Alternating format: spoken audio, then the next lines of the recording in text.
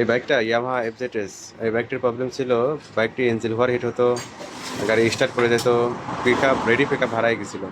তো এগুলো হওয়ার কারণ থাকে, একটা এফআই বাইক যখন প্রতি 10,000 কিলো পর পর এফআইটা ক্লিন করতে হয়।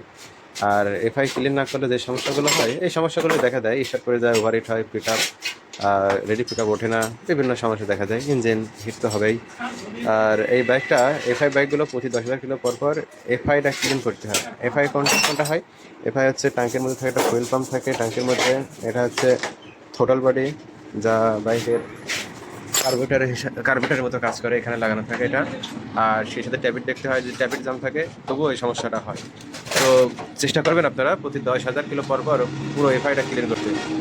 আর এফআই যদি ক্লিন নাও করেন, সেক্ষেত্রে আপনি যে কোনো এফআই ফাংশনের যে কোনো স্পেয়ার পার্টস যে কোনো সময় মার খাইতে পারে। মার খাবে এই কারণে, এই বাইকে 8টা সেন্সর থাকে। 8টা সেন্সর যদি ঠিকঠাক মতো কাজ না করে, একটার কারণে আরেকটা নষ্ট হয়ে যায়। যেমন এই সেন্সরগুলো যদি ময়লা জমে, গাড়ি চলতে চলতে যে এই ময়লাগুলো সেন্সরগুলোতে জমে, এক এক সময় এই ময়লার কারণে সেন্সরগুলো কাজ করে না। আর 8টার মধ্যে 2-1টা বাদ হয়ে গেলে, কাজ করা বাদ দিয়ে দিলে, তখন যে কোনো সেন্সরের পরে প্রভাব আসে, যার ফলে যে কোনো ডিভাইস একটা একটা করে মার খেতে পারে, এরকম আশঙ্কা থাকে।